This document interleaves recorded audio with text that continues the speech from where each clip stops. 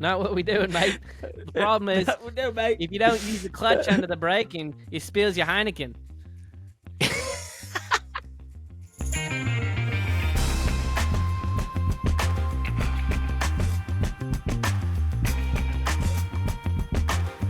All right, welcome to Money Lap. I'm Parker Kligerman, joined as always by Landon Cassill. This is our podcast about all motorsports. As always, check out themoneylap.com for the Money Lap newsletter, delivered to your inbox 3 times a week, Monday, Wednesday, and Friday now, full of motorsports highlights on Mondays, and then all the motorsport news and fun things on Wednesdays and Fridays.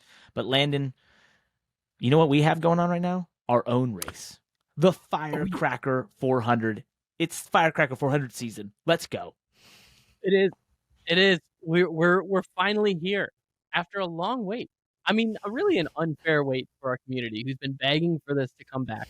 The Firecracker 400 on iRacing.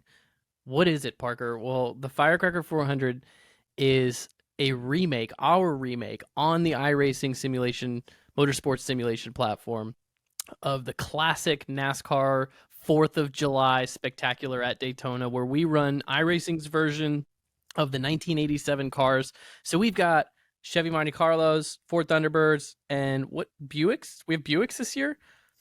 I think we have Buicks. What's the model? Yeah. What is the model on that Buick? Anyways, we've got Buicks. I don't know. And it is a motorsports tournament. So it's not just the 400-mile race. It is an entire tournament of racing. Our goal when we set out to do this back in the pandemic, our first time, was we wanted racers to experience all of the challenges of racing, not just the challenge of a 400-mile race, but the challenge of having to qualify through fields of cars, single lap, single car qualifying. So we have a race tournament structure that supports up to 500 competitors almost. We will start narrowing them down next week to the top 88 drivers, and those 88 drivers will do a single car, single lap qualifying run over the course of 2 days to qualify into the 400-mile race. So one winner will be awarded the trophy over hopefully almost 500 competitors. Signups are open right now. Yeah, and we've actually, I think we're over 200 signups already. Just Oh my like gosh, the are you first serious? 70. It's flying. We opened signups like yesterday. What do you have you taught? I want to spend just a couple minutes on Firecracker before we get into the PR lap. So Yeah. for those iRacers out there, where are we at on the event? Like, I've been getting texts from some competitors that the tire fall off is crazy. The handling is going to be a big factor, especially if the weather's going to be hot and slick in the sim. What's your read on things right now? And that's always the thing. We try to mimic the weather of the real life, so it can be very, very hot and slick, just like it was in the back in the day, the OGs of NASCAR, as we called them when we first put this together. Remember, if you want to sign up, like we just mentioned, there's room for just under 500 competitors. You can do that at eracer.gg, which is ERACR.gg. You got to have an iRacing subscription, obviously, but you'll find all that in the sign up. You can even get a competitor T-shirt and hat, which we've done for the first time this year. Yeah, so we've never done that before, but you can only get it if you sign up when you're signing up. Otherwise, we will not be selling those otherwise. Also, big shout out to Thrustmaster coming on board to make it the Thrustmaster Firecracker 400 this year with their T818 wheel, the direct drive wheel, which I'm actually going to get one.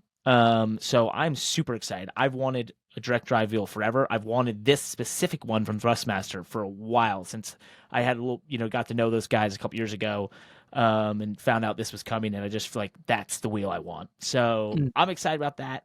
They're coming on board. We also have the NASCAR Hall of Fame, which has been a part of this for years, helping us kind of tell the stories and the history of this race and just why, it was a classic, hot, slick NASCAR race, right? Stock car race. And that's what we try to do in the iRacing sim.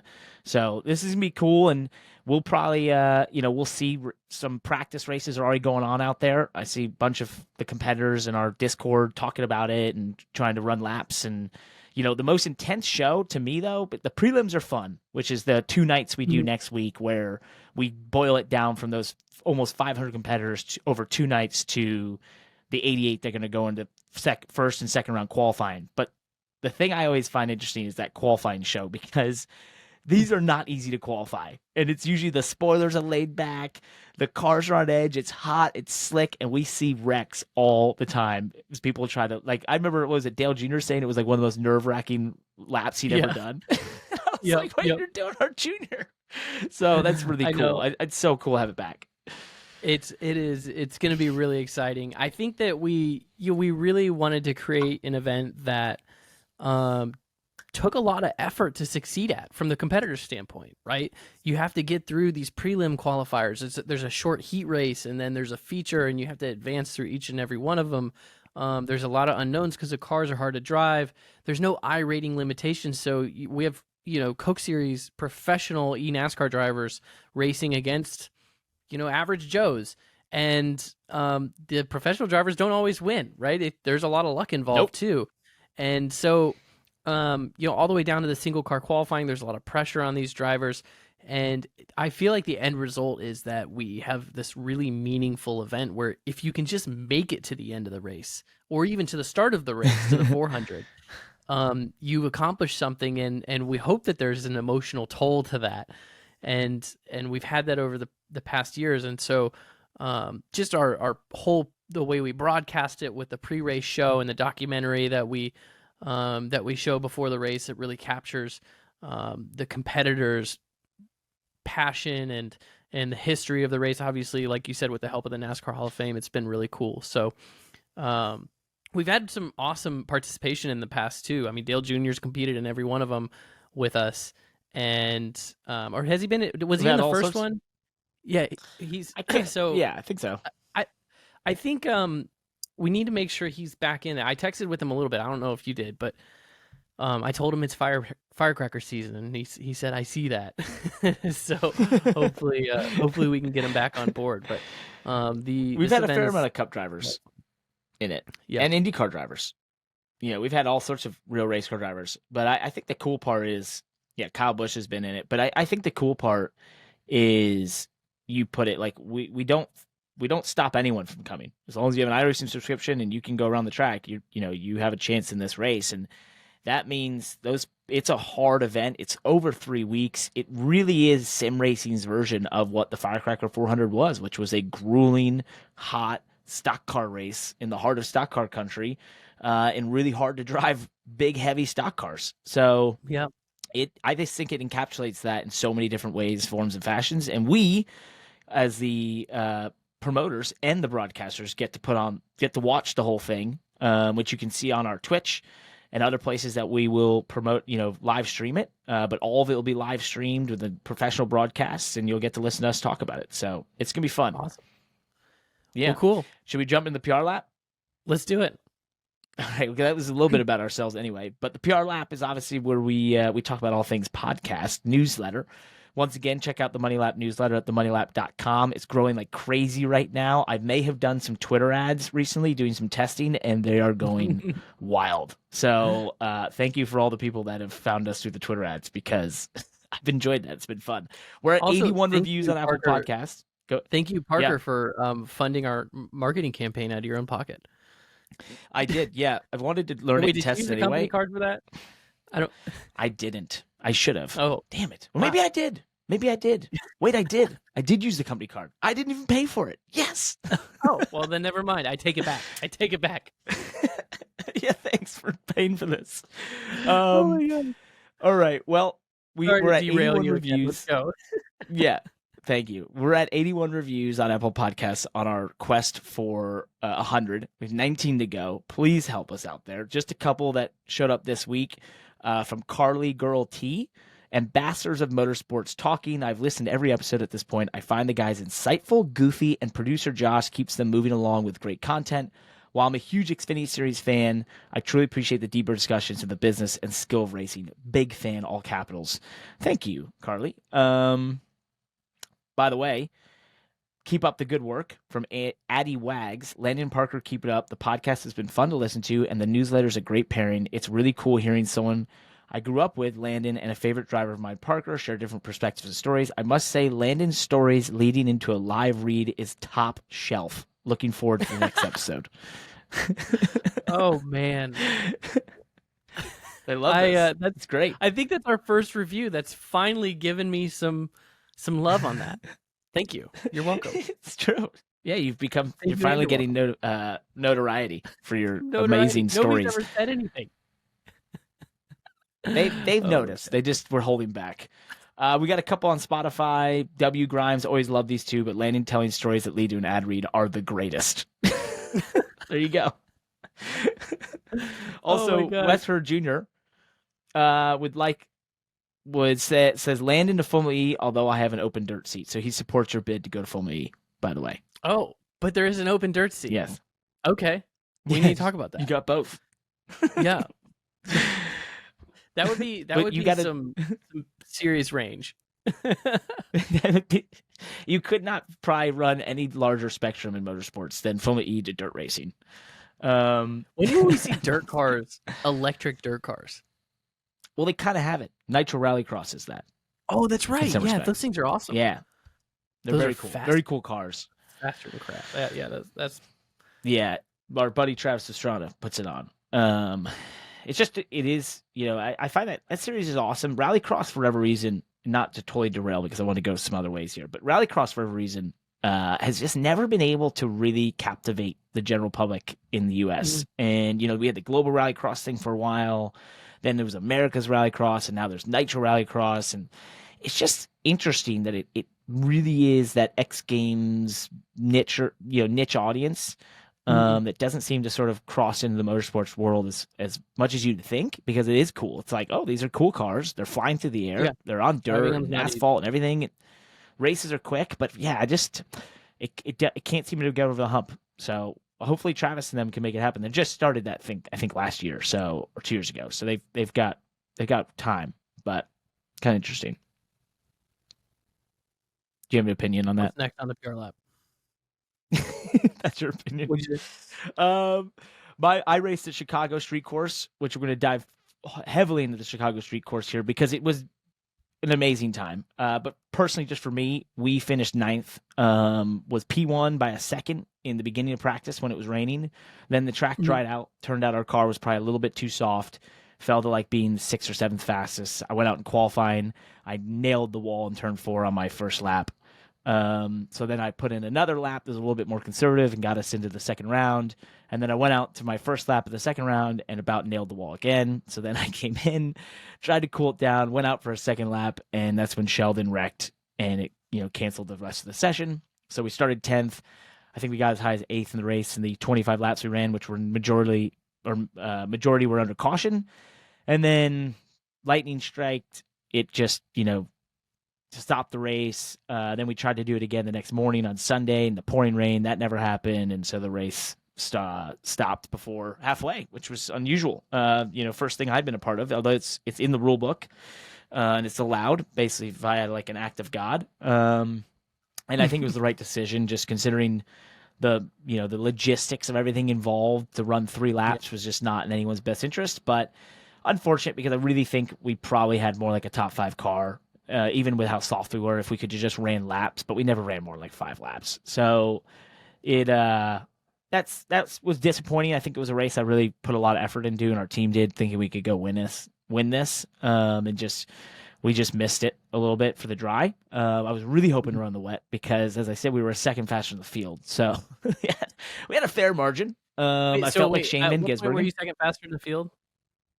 It's halfway through practice, probably. Well, a little less than halfway through practice when it was still wet, and then it started to dry out, and everyone went to slicks, and then I fell way back. Yeah. I felt like 6, basically. I'm it's almost a full week ago, so I'm trying to go back and think about.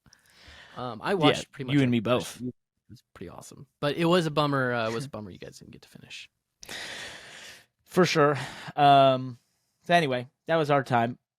Before we go off the PR lap, I just want to say this is our 10th episode, so we've made it to double digits, Landon. Ooh. I think that's some sort of some great accolade. Nice. But that is pretty awesome. Core than that is that Chicago, and specifically the NASCAR street race, was the single biggest thing in motorsports this past weekend. And I will, be remiss if we don't go deeper into it, because it was just one of the most incredible events. But I've actually skipped ahead too far, by the way, because I think we should point two things out. Well, I think I just realized something. One, I'm in a WeWork phone booth, if I sound weird. And two, you are not home. You're on vacation because tomorrow is your birthday. I'm on vacation because my birthday is tomorrow. No, well, I don't know what you're doing, but I just know your birthday's tomorrow. I'm in Florida right now. We took a little family trip down to Florida, dropping my daughter off for the summer, and yes, tomorrow is my birthday, Parker. How do you do birthdays when you're as old as we are? Sad and alone. Actually, I'm being informed now that the pod is going to be released on my birthday, so that's even perfect. It's even better. So, is that sad and alone? Is that how you do it? Like when you have no kids? Is that the whole thing? Yeah, basically. You know. By the way, talking about kids, my wife and I have this, like, especially because you and some of our other friends that are our age but like don't have kids. You know, you're a topic in our household that comes up an awful lot, and a lot of times it's when the kids are being insane, and she'll just look at me and say something about Parker, or she'll just look at me and be like, "They say it's worth it." But so I turned 34. You're a topic in our household as well for that same situation. I know, for the opposite side of it. No, I'm serious. What do you do on birthdays? Like, I'm 34 this year, and I feel like I don't ever want for it. My wife wanted to know what I wanted for my birthday, and it's always like, I don't want to do anything. I don't have a present in mind or gifts in mind. I don't like. What do you ask for right now for birthday, Christmas, whatever, when you're 34? What is it? I always say you can't. We're looking for like sleep, like some mobility, like a good 30 minutes to stretch, maybe some quiet time, like to finish my book. I actually, I did. So going on the health and fitness side of things, I have been running and training a lot, trying to stay fit, ready to be back in a car whenever the time is right. And I did say last week, and it was a little bit last minute, so I don't feel like I fully planned for it, but I did say I want to run 34K on my 34th birthday, which would be like 21 miles. Wow. So I don't know if I'm going to be able to do it, though. I've got this like little kind of running injury that's been bothering my right ankle. Ran 12 miles on Tuesday, and it didn't feel great. So I don't know if I'm going to do 34K on my 34th birthday, but that was kind of my goal. So sometime around my 34th birthday, I'll do 34K. So that was like my present to myself. But I don't know. I'll get something. I didn't really ask for anything. Oh, we did on our road trip down here. This is part of having kids in the car or kids around. Is Daphne like grabbed something out of my wife's bag and held it up and goes, "Mom, what's this?" And Katie like swiped it down and was like, "Put that away. That's for later." And I'm like, "That's something for my birthday, probably." But I don't know. I just don't know. I don't have like somebody needs to leave a review or shoot me a tweet and be like, how do you ask for things for your birthday? It's not like when we were a kid. When I was a kid, I would get like. When I was a kid, it was easy because it was like, I want race cars, right? Yep. I don't know if that's what you asked for when you were a kid. I wish when we were a kid that we had things like spoilerdiecast.com, because that would have been the perfect birthday, easy, free shipping, gold mine for racing fans just like me. They have one of the largest inventories of in-stock products in the industry. Could you imagine asking your mom or dad to go to spoilerdiecast.com for your birthday? I mean, and it's not just for NASCAR. They offer diecast for dirt sprint cars, IndyCar, F1, and that's not all. They have a pre-order system in place for diecast with a $0 down option. I think I always mess that part up. Talk about flexibility, right? But hold on, it gets even better. They have a promo code MONEYLAP. So you could tell mom and dad, it's my birthday. But if you use MoneyLap, you get free shipping and 5% off all orders. Now, 5% may not seem like a lot, but it's your birthday. I mean, that's just like an added bonus. And in the racing world, that's like getting the pole, P1. So if you're looking to upgrade your diecast collection, or you need to give your husband or wife or parents some direction on a birthday gift with some sweet new gear, head on over to spoilerdiecast.com. And even if you don't like racing, do it for the free shipping. Do it. Get your buddy Parker a diecast from spoilerdiecast.com. Trust me, you won't regret it. Love it. Tricked once again. Well done. Love Spoiler Diecast. Go over there and check them out. SpoilerDiecast.com for all the great reasons you just listed. I know what I'm getting you for your birthday, and I just ordered it on Spoiler Diecast. It's headed your way. You will see. Oh no. It's the only thing I'm getting you that was better than the fast sign I had sent to your house that I still haven't picked up. So I just remember the one thing I do ask for every birthday, and I think I've asked for this every year since I was 7 years old, and that is an ice cream cake from Dairy Queen. Oh, I'm pretty sure that's my favorite birthday cake, birthday anything. So there we go. Hopefully I get an ice cream cake here in Orlando. I doubt it. I hope you get an ice cream cake. But I have sent you what I think is the best thing for you on Spoiler Diecast. Very excited. Wow. Very so excited. Not only did I get through this awesome story and ad read, I conned you out of a birthday present through it. Yeah, oh, well done. That's great. I don't know if it was conned or guilted. I felt kind of guilted into it, to be honest. Wow. Was my birthday present story that pitiful? Well, no, it just sounded a little sad to begin with. And then, then you picked it up. I can't even do my 34K. 34 young. 34 young. 34 young? I know. I think 34 is the new 24. So technically, you're just right at the start of this whole thing. Just with a lot more wisdom and experience. Yeah. Totally. 100%. Totally. Speaking of which, I want to talk about age. Because now I'm definitely going to bring it back to NASCAR Chicago street race. The biggest thing in motorsports this past weekend. And this is the part, Landon, that blew me away. All right, this part, beside that I went there 3 times in the last 3 weeks to promote this race. Got drowned in Lake Michigan by the SailGP people, which was fun. And then, promoted it during the national race. I still wasn't, I saw the promotion and I saw it come together, but I was like, I really didn't know what to expect, right? And I've been to street races before. I just didn't know what NASCAR street race was going to look like. On Saturday, I arrived to the track in the morning because we had, practice, qualify, and then we did the race. And it was a little rainy and that sort of thing. But as the day went on, the sun came out. It was unbelievable, the crowd. And as we built towards the race, I went and did some appearances in the midways and that sort of stuff. 1, I'd never had such large crowds at my appearances. 2, I could barely walk through the crowd without getting stopped. And 3, it was the youngest, most diverse, most attractive crowd. And that's not putting other races down. I'm just saying this was a very much like a music festival crowd at a NASCAR race.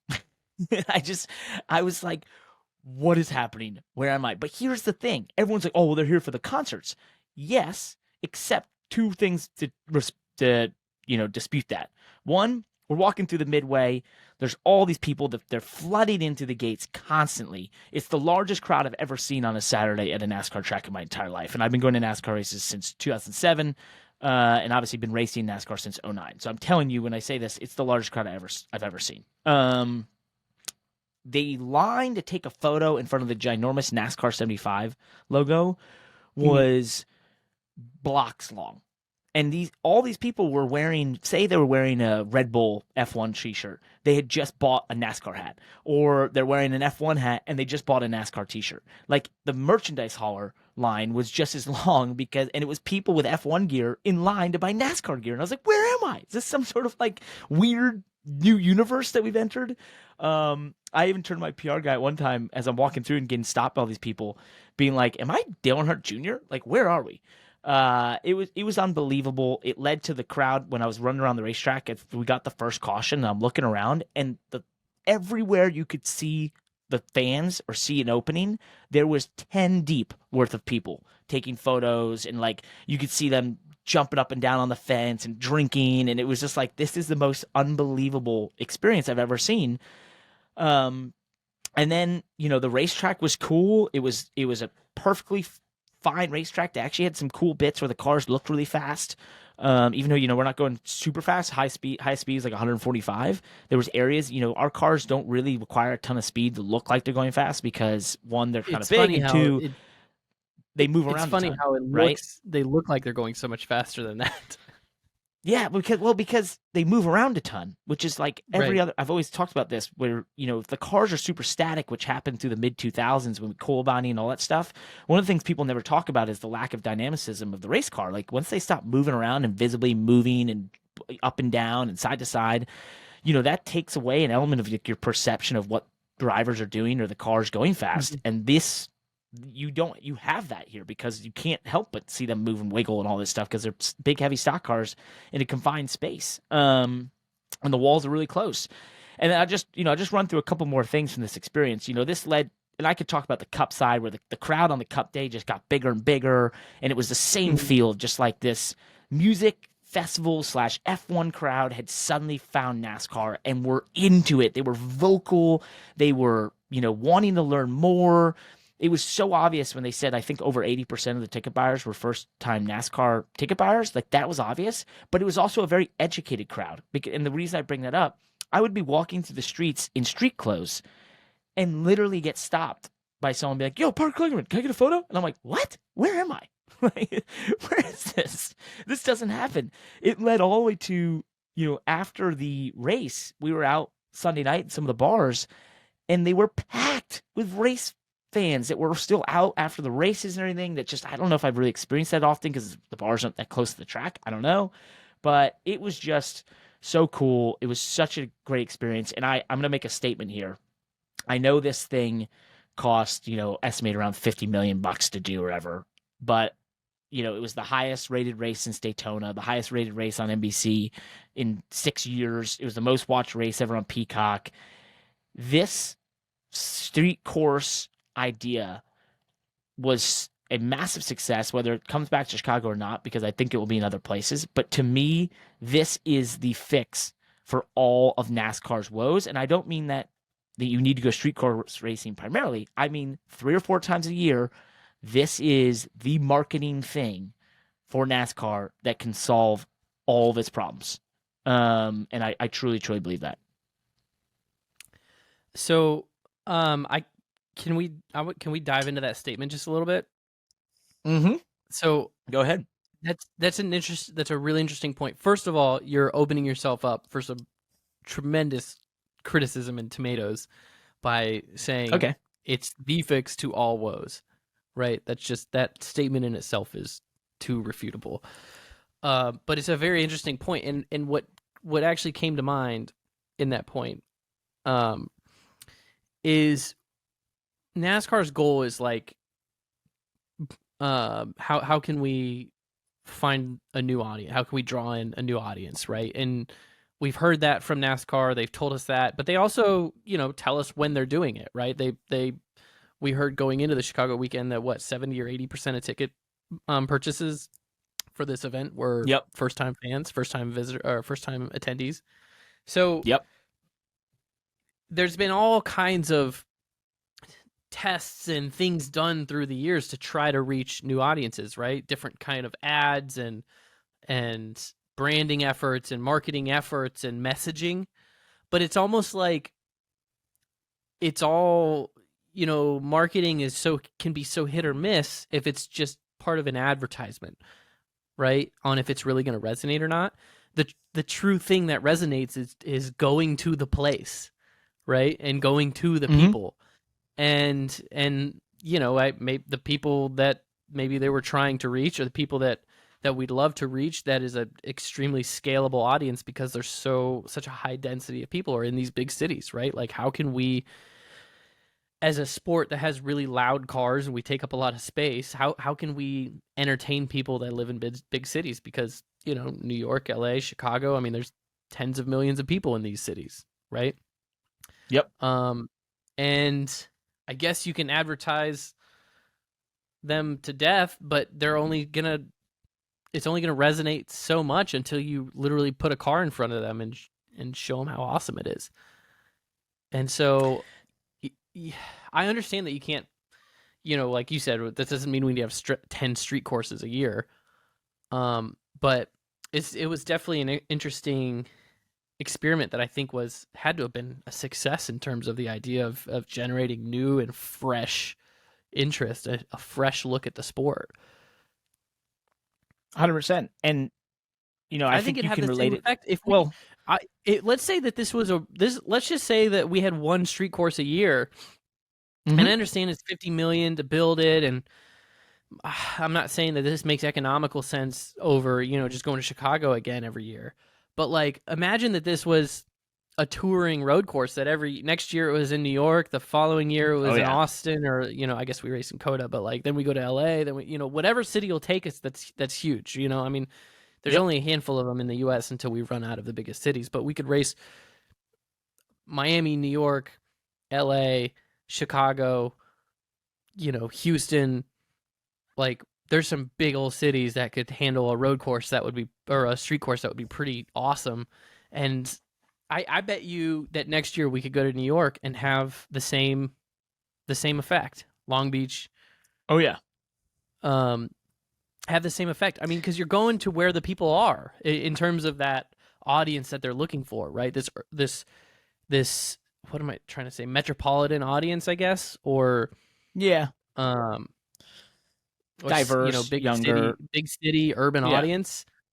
Yep.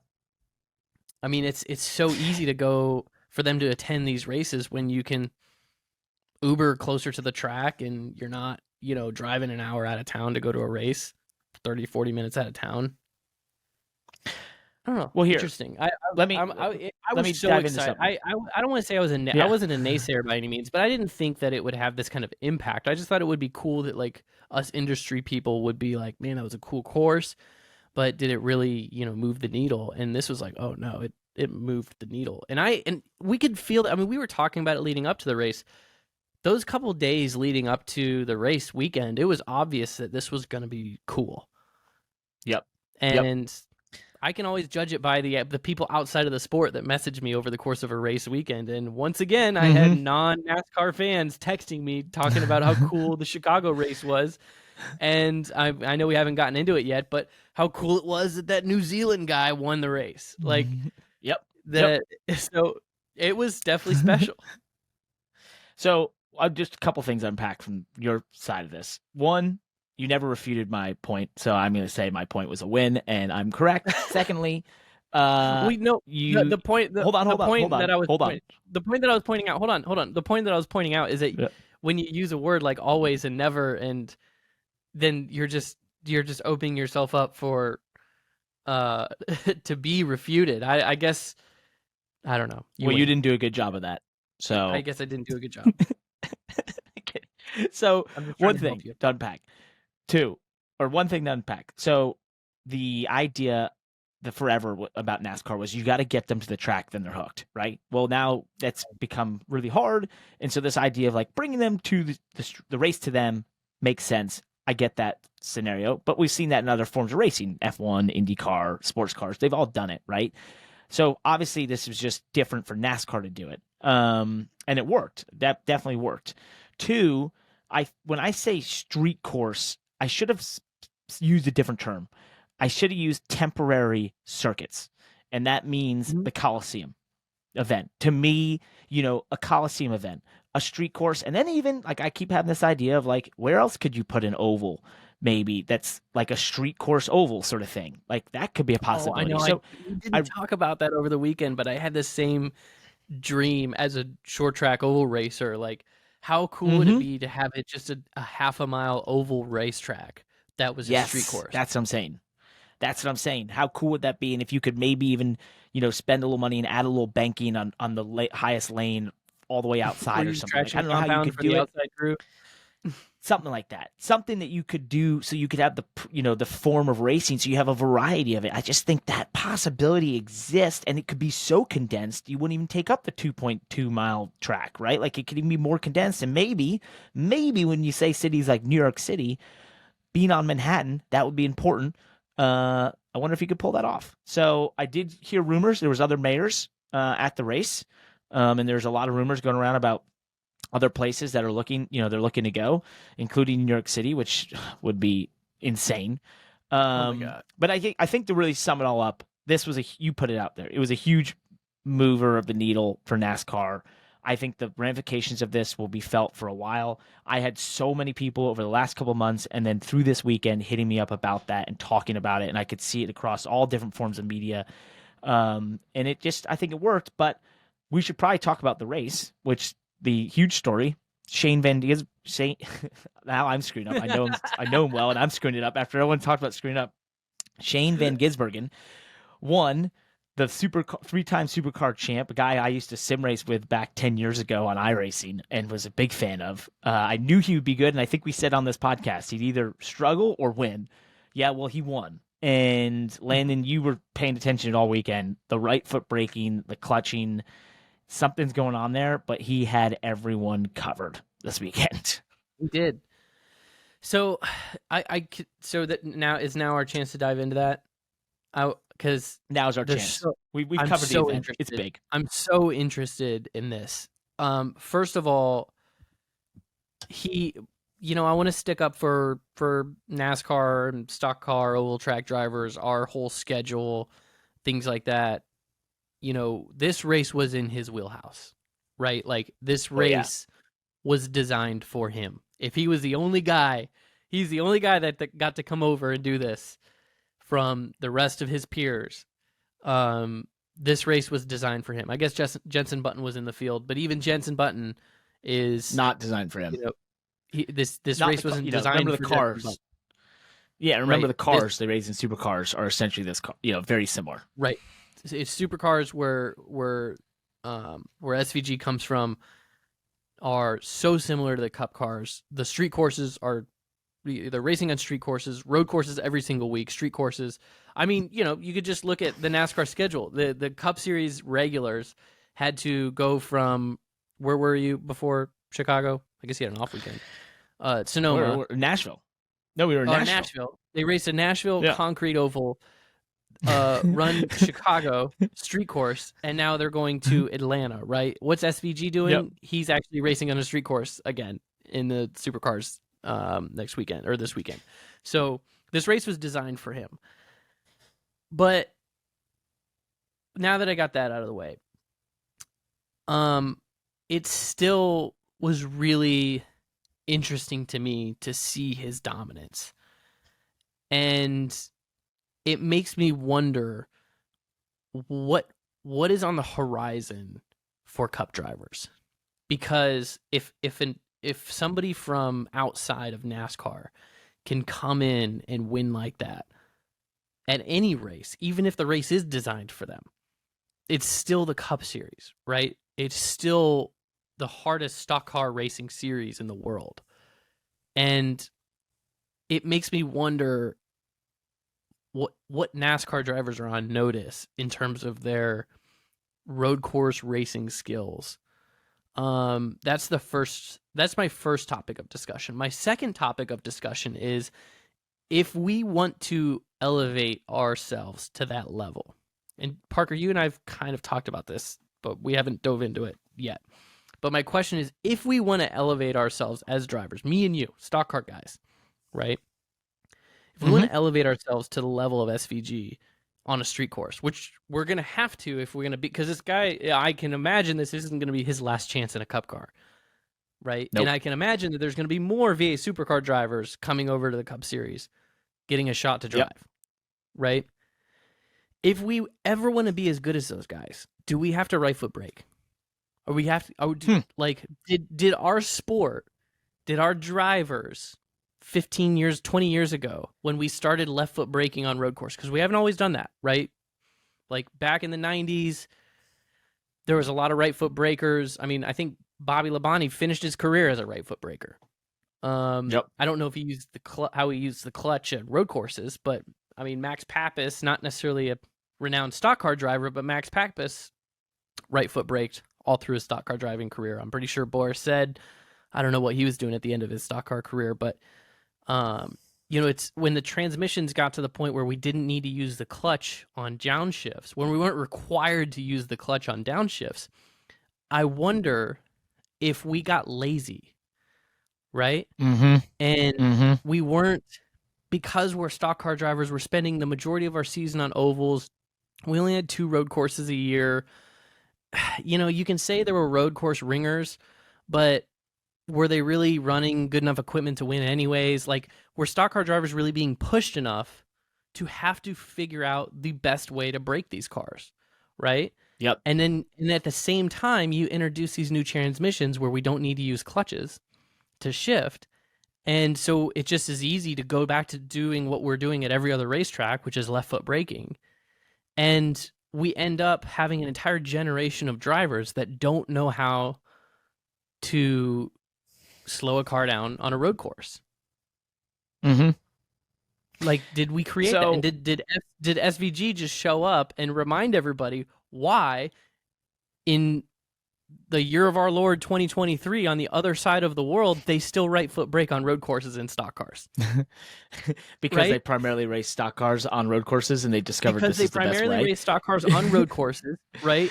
And they have a field of 40 of the best road course stock car drivers in the world in Australia driving these things. 28. And they all right foot brake because you cannot use engine sorry, I'm like getting to the point here, but it's like, because using engine decel in a braking zone on a road course actually creates an imbalance on the car, right? Yep. And it hurts the tires.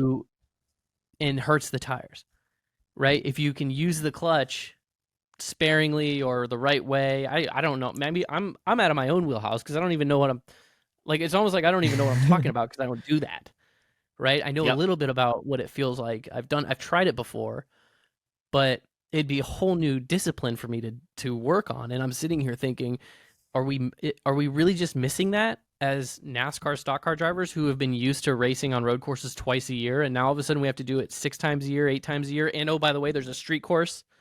Now there's a street course. It's like, are we being? Is it like a snap to reality where if Chase Elliott, Denny Hamlin, Kyle, like, are those guys just gonna get beat over and over again by SVG until we finally go, okay, we got to figure out how to right foot brake?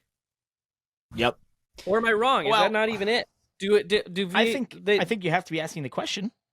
I think you have to be. I think if you're in the Cup Series right now, especially that car, knowing what you saw this weekend, his fastest lap in the race was almost a second faster than the field. So it's not even something close. is going on. And by the way, like, yeah, I want to make a quick point too. From my perspective, the Joe Gibbs cars, the Toyotas in the field, were head and shoulders better than any other organization. Right? Yep. The Toyotas were fast, right? Denny Hamlin's a fantastic driver. Martin Truex is a proven road course racer. Like, Christopher Bell is no slouch. But those guys were all up front. Yep. Right? Like, that right there tells you that the Toyotas were good, not just those drivers. And it could have been their sim. Who knows? Like, it could have been just the time that those drivers spent in the sim, and it might have been the drivers. But I'm just saying Toyota's preparation was better than anybody else's, obviously. Trackhouse is good, but Ross, who is a good road course racer, wasn't like, I mean, I don't know. I mean, he wasn't a top 5 car all weekend. I think Daniel kind of had some moments, but the 91 was, right? So not only like did SDG outrun the whole field, like he outran his teammates. So he was obviously better than the other Trackhouse cars. And like you said, over almost a second faster than the next car in the race. I want to dial back for just a second and talk about this and tell me if we're going too deep into this, we need to move on. That's fine. But like, do we understand what I'm talking about here in terms of what using the clutch is under braking? Like, I feel like our listeners like it. Well, I'm going to try. Like, I hope our listeners like when we talk about the technical aspects of driving, because I want to you can explain this part. I'll shut up for a minute. But like, talk about what we're talking about. So a little bit of history, background on this. Yeah, so basically supercars, many years ago, their generation car, when I started watching supercars, was like 05, 06. I used to download off torrents. I was obsessed. And they would all right foot brake and clutch on the downshifts because they had a specific diff that, for whatever reason, wanted that situation where you didn't want to mix throttle and brake, and you didn't want to, you just wanted to slow it down that way. And one of our listeners explained it on Twitter to us, actually, which I won't remember the technicalities of it. But nonetheless, that started that trend. And it was only like one guy who left foot braked. And he wasn't, it was actually, I think it was Greg Murphy, who was a New Zealander, actually, funny enough. And, but it was really foreign to left foot brake.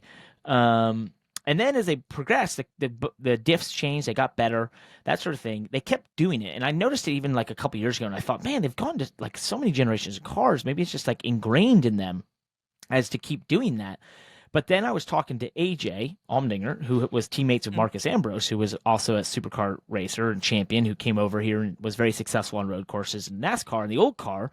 And he would right foot brake and do this deal where he would clutch and skip gears. So if he was going from fourth to second, he would brake, clutch the car, take it out of fourth, and instead of going down the third, engine braking, then down the second, as we do, a lot of us call it rowing gears, that sort of thing, he literally would just go from fourth, pop it to neutral, and then let out the clutch into second and sort of use that clutch to match the revs of the engine to the rear tires.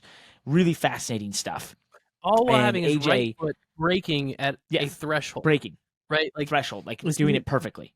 Yeah, which is like crazy. It's a good point. Drummer to do this. You have to be able to play the drums or something, which I can't do. You have to be ambidextrous on your hands and your feet. So then all four of what you got. Your left, just a quick recap, and I'll let you finish this. Your left hand is holding the steering wheel. Your right hand is holding a shifter going from fourth gear to second gear. If you've ever driven an H pattern car, you're not just going straight up and straight back now. You're going from fourth gear to second gear. Your right foot is holding the brake pedal down, and that's probably one of the most important things that's happening, right? Because it has to be steady. It has to be, a constant modulated pressure. It has to be modulated, but you really want it to be a constant pressure. You don't want to modulate. If you're modulating, then you made a mistake, right? So you want a constant pressure on the brakes. You're at threshold. You're probably not blipping because you've got the clutch kind of in, but you're be ready to blip, so it's in a position to blip the gas. And then your left foot's on the clutch. Okay, so everything's happening. Yep. All at once. Yep. Go on. And you're then releasing that clutch. While you're holding the brake, you're releasing that clutch slowly to sort of match the revs and make sure the tires don't chirp and that sort of thing. And that all the while you're turning into the corner and doing all that.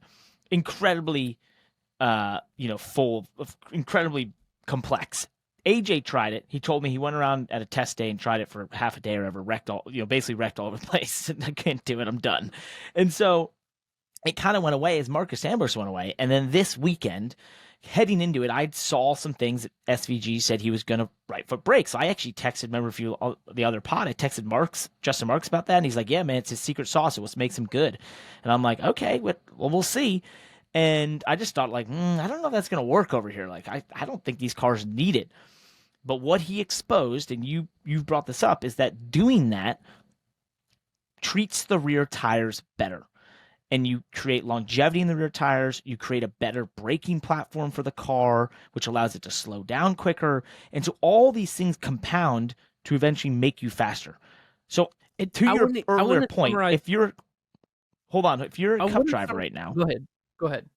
If you're a Cup driver right now and you didn't leave this weekend thinking, I have got to go on the sim and then I've got to start to try and work this in and have this as a part of my arsenal because something's going on there. And when I think of high wear places like Sonoma and, other places we go like that, maybe even Coda, and I start to think, if I can find a way to do this and do this at the level they're doing it, how can I not pay attention to this style of driving? And does it shift? I don't know. But to me, he just changed the game on road courses in the NASCAR Cup Series. And if you're not paying attention, then you are going to be behind. 100%. I wanted to just summarize really quick. Why is that better? For the listener, like, why is using the clutch? Like, we talked about saving the tires, but that doesn't even answer the question of, like, what's happening. What's happening is when you let out of the throttle and you don't touch the brakes, right? Something is slowing the car down. The car slows down, right? It stops accelerating, starts slowing down. You have aero slowing the car down, right? The drag on the body, but you have the deceleration of the engine, the RPMs, the drivetrain decelerating, slowing the rear tires down, right? So when you're braking a car into a corner and you're allowing that engine to slow the tire down, think of a Jake brake on a truck, right? When you're allowing the drivetrain to slow the rear tires down, they're choosing that drivetrain is choosing a pace for those rear tires to slow the car down, but at the same time, you're trying to control the pace of the car slowing down with the brake pedal. So that, I guess in theory, or not even in theory, that creates an imbalance in the car, right? Where the rear tires are trying to slow down at a different pace as the front tires, and so the clamping power needed of the rear brakes is different than the clamping power needed in the front brakes. And that's a lot going on for you to feel just in your foot. So when you clutch under braking, like SVG does, it takes the drivetrain deceleration out of the picture, right? And now you can naturally slow the car down with the brakes. That's my understanding of how it works. Do I have that right? Am I with you? It keeps the platform better. Yeah. It keeps the platform So better. it keeps the car more balanced. When the car's more balanced, it's more predictable. When it's more predictable, you can feel the car better. You can get that last few feet of braking point, lift point, speed, whatever, mile per hour out of the car. That's where that's coming from. I think it's fascinating. We could be completely off. I've been driving race cars my whole life. V8 Supercars driver could listen to this and be like, what in the heck is he talking about? Well, they'd be like, what the hell is this made about? Or some engineer could be like, that's not what happens. But all right, mate. I don't oh mate. It's not what we're doing, bro. Not what we doing, mate. The problem is if you don't use the clutch under the brake and it spills your Heineken. Or your Fosters. That's what they drink, Fosters. Not Heineken is that's Irish. No wait, what is Heineken? No, I don't know. I didn't know you had that voice either. This is great. I love it. That's amazing. Maybe they do that just to smooth it. Maybe they just smooth it all out so they don't spill their beer under braking. I thought it was because they were upside down there, and so they just did it all backwards. It could be. They drive on the wrong side of the car. Yeah. Pretty cool. Oh, that's probably the other part we never talked about, by the way. He gets in our car. He just smoked him from the left side of the car. I'm going to swear here for a second. I'm going to just say something real quick. What the fuck? Like this guy has himself on the totally different side of the car. In the streets where you have to be precision. Supercar drivers talk about they nick the mirrors in their cars against the wall to find out exactly how far they can go. This guy's an entirely different side of the car. One of the hardest corners there was turn 8, where you had the right side of the car and you had to get as close to the wall as possible. Yeah, like Austin I would Dillon get so close, my side skirt. Yeah, no, he didn't. But Chase Elliott and following him in qualifying did not nick the mirrors. No. I would my side skirt was pushed out, so I'd hear my side skirt touch that wall, like that sort of thing. And here's a guy who's on the total opposite side of the car and just doesn't even matter. Oh, unbelievable. Let's move on. All I can say is game changer in so many respects. NASCAR Chicago, street course, epic event, and SVG, an incredible talent. And I think we'll see him in NASCAR. I think he's going to come over here. I really do. I believe this is it. Yeah. He'll be the next Marcus Ambrose. He's a racer through and through. He's only 34. Hey, wait, say more. And yeah, I think he's going to come over here to NASCAR. So that's cool. Yeah. Let's talk real quick. Just more NASCAR news. Spire Motorsports announced that Gainbridge has come on board as a partner, which is a really big deal. They're massive in IndyCar. They sponsor the Rev Racing deal with Nick Sanchez and trucks. They're the reported, funding behind the Andretti Global F1 team, and I think even part ownership in the Andretti F1 team sort of deal. So really getting involved in racing. Last thing for them to be involved in was NASCAR. With this, Marco Andretti will be doing a start in the Spire Motorsports number 7 truck at Mid-Ohio. But also they're basically on for 17 of the 18 remaining races on the Spire Motorsports cars, so a big investment. And I texted Corey Joy a little bit. Pretty exciting moment for this team and for him, and just seeing, this happening. But I think there's a lot of layers to unpack. I don't think there's a lot of total answers out there. But, Andretti has mentioned in part of their Motorsports Global Takeover, which has got everything but F1 and NASCAR, they want to find a way into NASCAR. So I'm looking, I'm just putting 2 plus 3 maybe and getting 4. I don't know. But, this is, to me, could signal the start of the Andretti name coming in NASCAR. Should be pretty cool. So, yeah, I mean, Andretti's been talking about it for a long time. So it'd be interesting. I mean, I think that it doesn't even, Josh is messaging us tinfoil hat alert in the producer chat here. I don't even think it takes tinfoil hat, because now everything in the Cup Series is so much more transparent and obvious. If you just pay attention, there's only so many charters, right? If Andretti wants to be a NASCAR, they got to align themselves with an organization that has charters and ultimately come up with the right business arrangement. Because the other thing I think that's interesting about, inquiring investors or race teams that want to be in NASCAR, the team owners that own charters in NASCAR have been so steadfast on what they think their charters are worth, that the thought of just coming in here and shelling out 20 million, whatever, each charter is hard to stomach, right? For anybody, no matter how much money you have, and you got to fund these teams. So I think it's taking some strategic positioning and partnering to figure out who can we partner with and what's the relationship look like, and what's maybe the actual exit strategy of the chartered team owner. And so who knows? I don't know. There could be a deal in place with Spire and Andretti already. I don't know about it. I mean, I've known the Spire people. I suppose I could just ask, but I don't think they'd tell me anyways. But there could be a deal in place, or this could be, Gainbridge and Andretti's way of building a relationship, and figuring out how to. Can I just say? Align.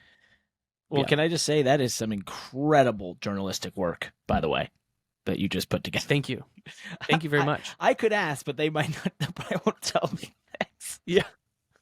More on that later. Come to the Money Lap podcast, and you want journalistic insights just like that. More on that later. Well, yeah, and then I guess maybe I'm being too broad, but I just wanted to make this point of these. It's so funny because you just don't know. You just never know where these things are at in the process. But it's so interesting because we are in this world where Andretti has not been shy about their interest and their capability of venturing into all motorsports. So it's not like it has to be some big secret or tinfoil hat conspiracy that they want to be in NASCAR or would be in NASCAR. And then the question there is okay, well, how do they do it? Well, you could run down the list of all the chartered organizations, and ultimately you're going to find 2 or 3 of them that make sense, Yep. And Spire is probably top of that list. Even Rick Ware Racing is okay, they could partner with Rick Ware Racing to get their charters, but Rick Ware, he's got a pretty good little operation going. He himself is venturing into other motorsports. I think that I hope his business is doing well, that he doesn't need to sell to Andretti. That could take him out of that could take him off the table for Andretti. So Yep. If Andretti wants to get in NASCAR, Spire might be their only option. So we'll see. It's interesting, but it starts with follow the money, and the money has shown up. So we'll see. The money is Gainbridge. The money is Gainbridge. So, and there is Formula. It's Formula One race in Austria this past weekend. Max Verstappen dominated once again, shock, surprise, and even pitted with 2 laps to go to take the fastest lap on the last lap of the race from his teammate. Is that the ultimate motorsport slaughtering and slap in the face of all time? Just the disrespect. Just Speaking straight of, up slapped we him. just talked about SVG being 3/4 of a second faster than the next fastest car. That is Max Verstappen in F1 right now, and I've been talking about it for weeks. And yes, after all the upgrades and all the exciting news, and there's a lot. The funny we see this in racing from time to time. The race from 3rd to 10th in F1 is awesome. Yeah, it's great. There's some great rivalries brewing, and parity between 3rd and 10th on the F1 grid. But yeah. Well, let's just. I mean, to your point, let's look at that. It still has a field cleared by half a second. And just real quickly, your point. 3rd, Sergio Perez, Red Bull. 4th, Lando Norris, McLaren. 5th, Fernando Alonso, Aston Martin. Carlos Sainz in the Ferrari. George Russell in the Mercedes. Then you had Lewis in the Mercedes.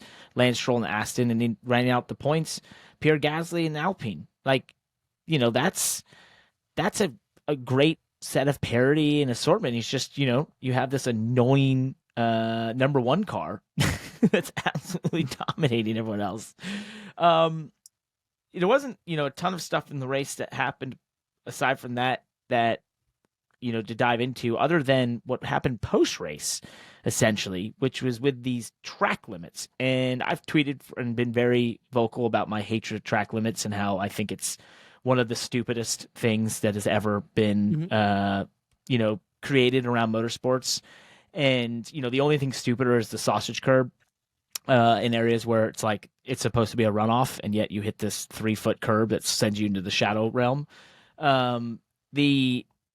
My first and foremost, my issue of track limits and explaining what track limits are. Track limits are arbitrary position points on the racetrack that the stewards decide that you can only go so far into this area, whether it's a curb or a line or whatever, into a paved area before you get basically a penalty, a time penalty, or a reprimand for going that far out and basically making the track too wide.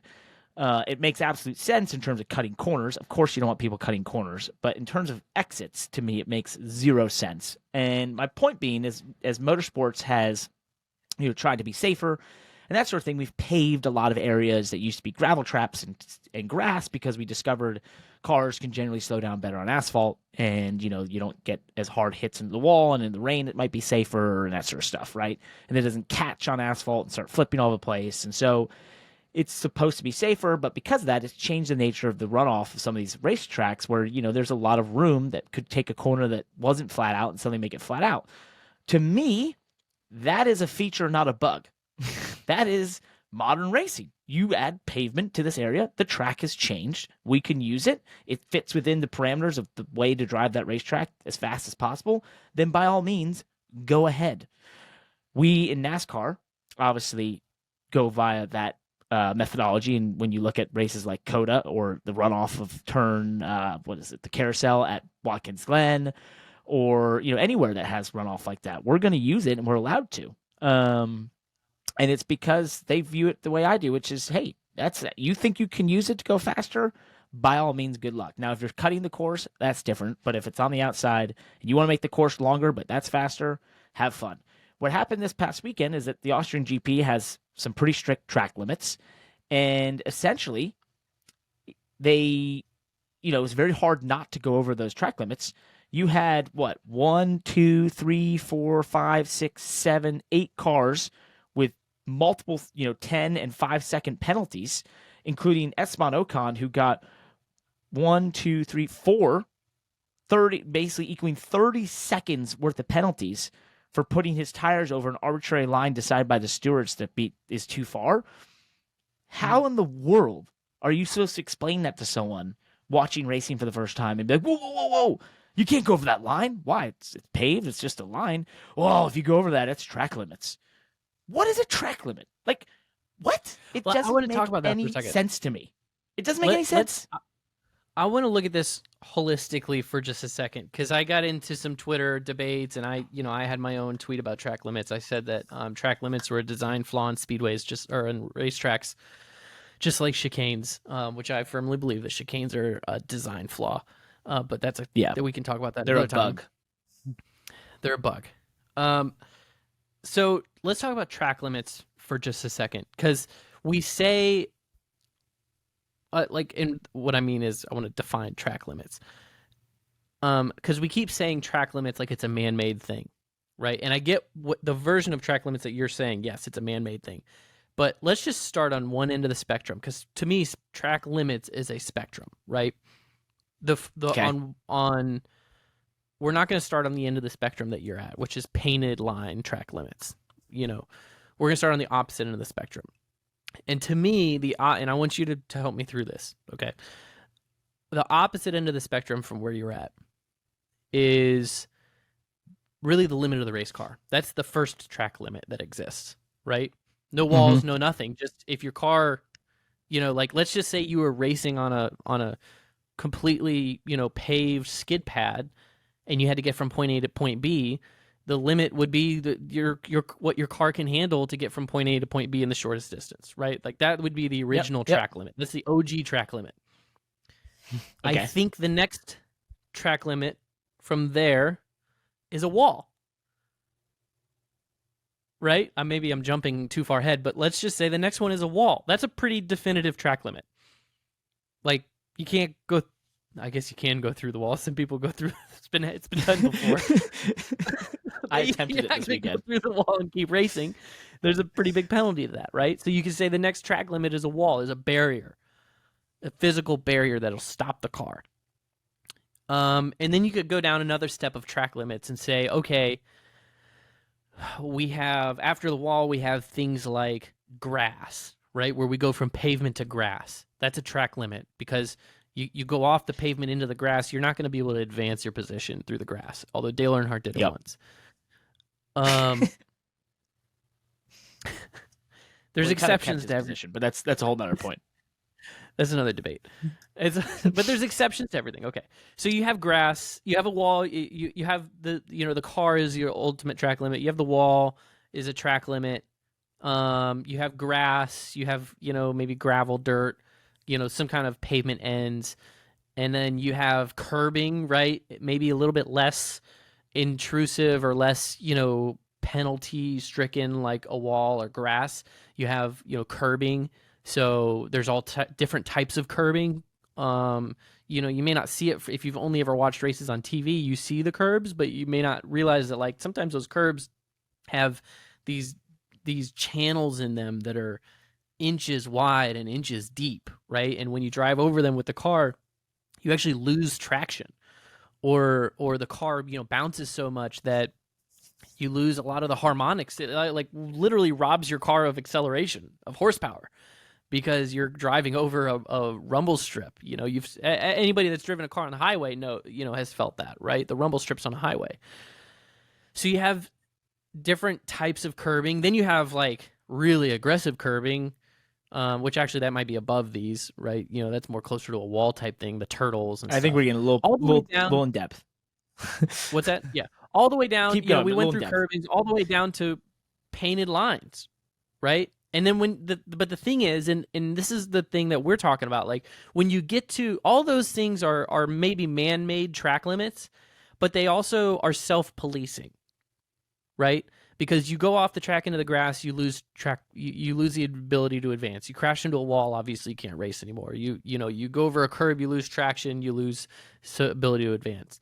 But you get down to this point of painted line track limits, and now they're not self-policing anymore, right? They have to be policed by an official, by the race stewards.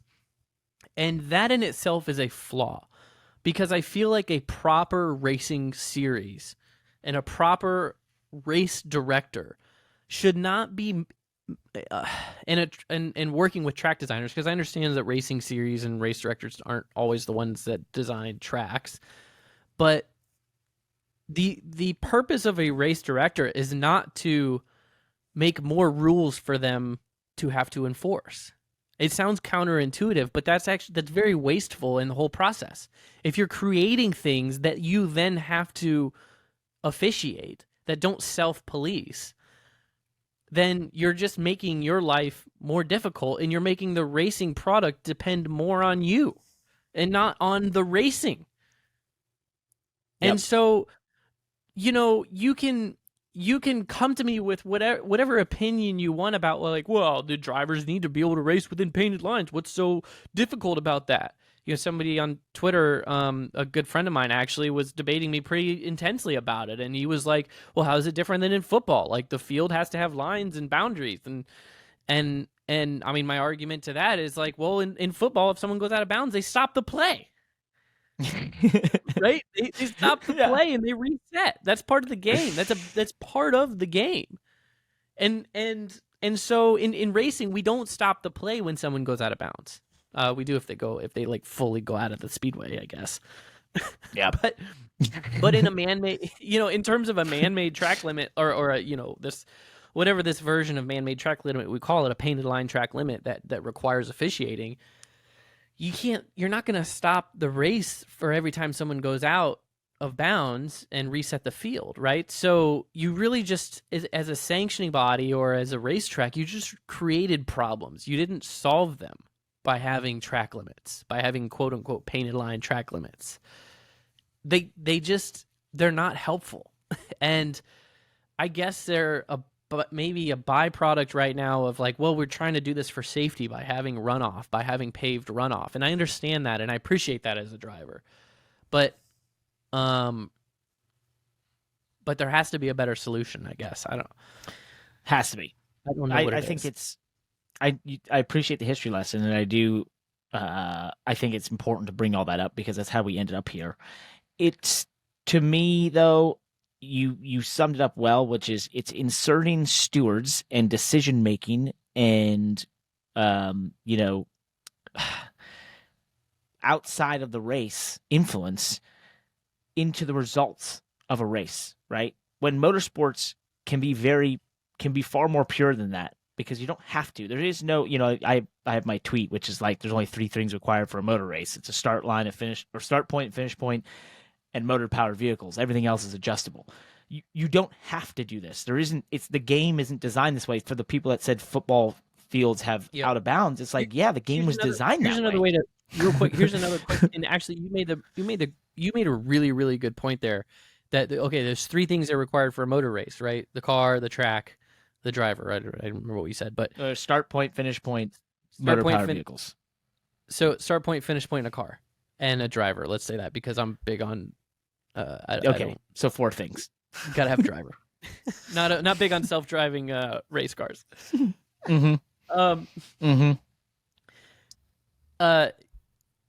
Race official is not on that list. Race official, like, official race steward is not part of the product, right? Exactly. So if you want to think about this in terms, and Parker, you know how much, and offline of podcasts and our personal lives, as much as we talk, you know how much I'm interested in like manufacturing and business and things like that. If you want to equate this to business, if there's anybody in business out there or in manufacturing or in service business or whatever, selling a product, and you think about, how do I keep the cost of my product down? How do I keep the quality of my product up, right? And how do I keep my customers happy? Well, in racing, you would say eliminate waste, right? You would say, well, I'm not going to do wasteful. I'm not going to invest money in wasteful things. I'm not going to invest money in things that don't contribute to the end product, right? Well, in racing, the race official who's watching the yellow line to make sure that nobody goes over the yellow line on the exit of the turn isn't actually really contributing to the end product that is an entertaining race. Yep. Right? They're not a value-added. And I say this with the utmost respect because I'm not trying to say that officials aren't needed. I have a lot of friends that are officials. I wouldn't be opposed to being one myself. I've been we are officials in the Firecracker 400, Parker. Yep. We're not just dunking on. We went from dunking on spotters, now officials, all this stuff. Josh says he wants to dunk on spotters. No one's safe. No one's safe on the Money Lap podcast. That's not how I want this to be taken. I just want. I'm going down this like thought experiment rabbit hole of saying, what is the actual product that matters? And it's the on-track race. It's the fans watching a race, right? That's why Bill France did not want the people to get disqualified 2 days after a race, right? Back in the tech barn, after the fans had already seen a race and seen a checkered flag and seen, it wasn't because he was romantic about the winner being able to go to victory lane. It was because he had a product that he needed his customers to see and get connected to, right? Yep. And he wanted his customers, his race fans, to get connected to that person in that moment that the driver won the race. And he while we definitely want those teams to be within the rules of the game, it was a hard no for him in terms of we're not gonna change the race winner after the race is over. And yep.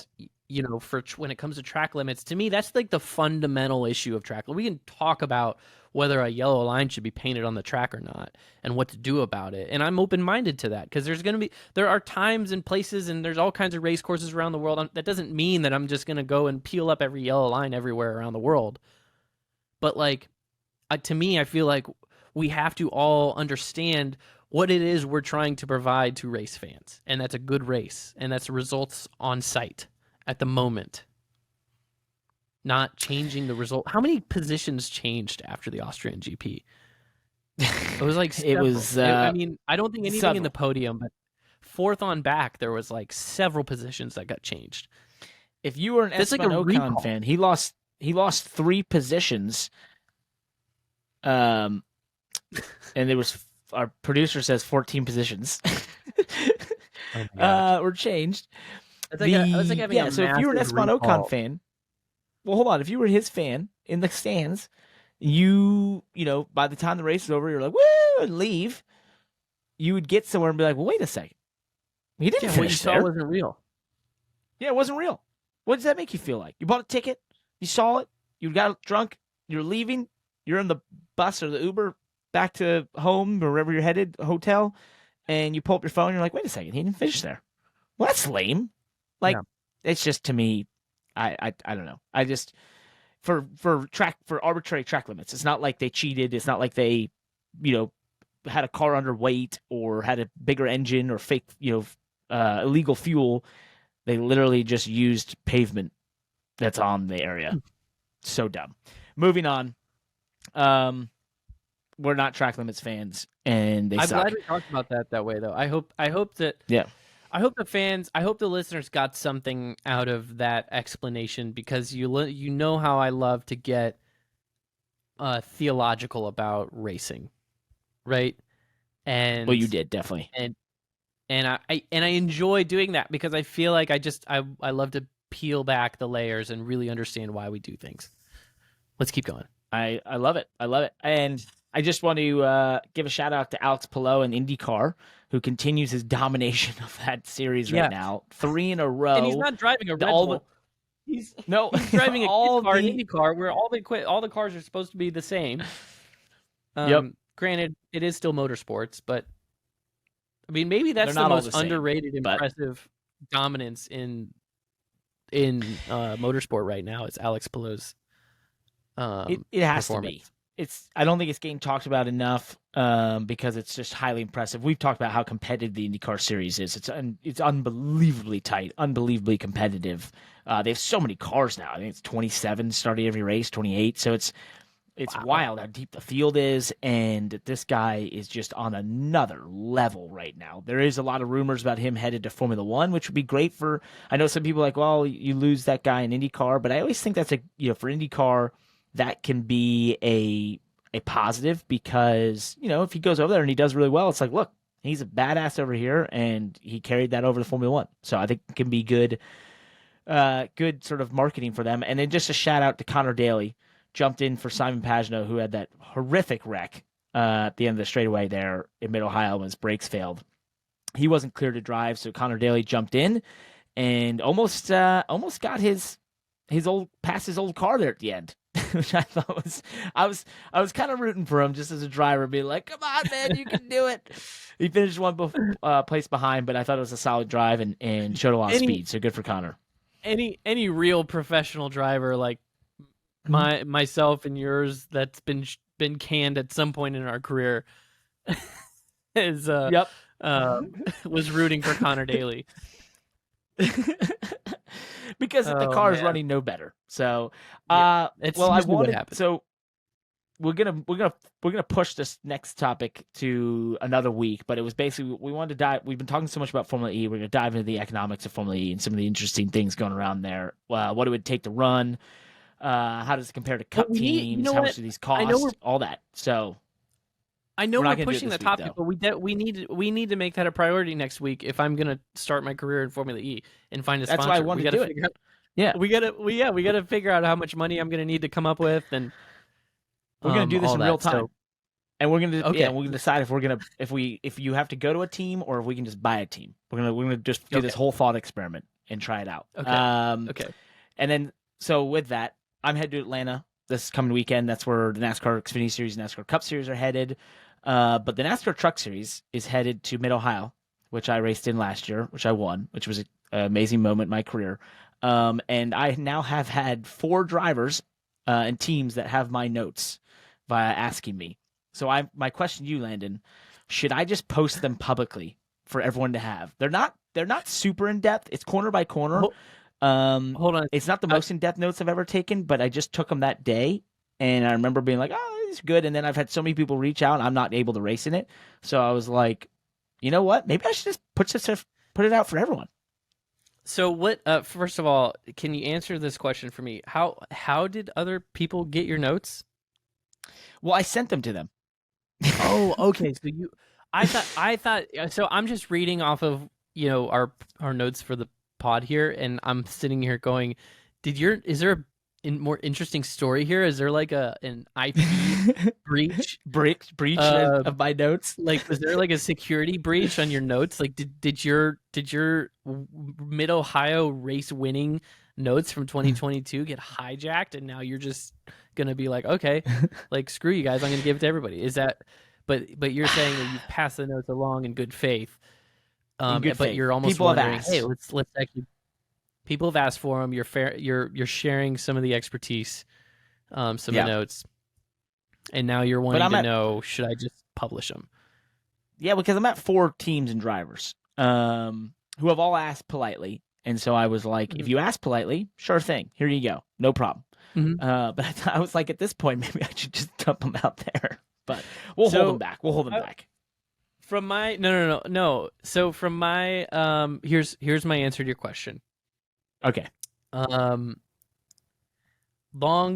time ago, when Toyota was just a sewing machine manufacturer, Kiichiro Toyota was asked, because he was very known for being pretty transparent and forthcoming about like their machine designs and their development and things like that.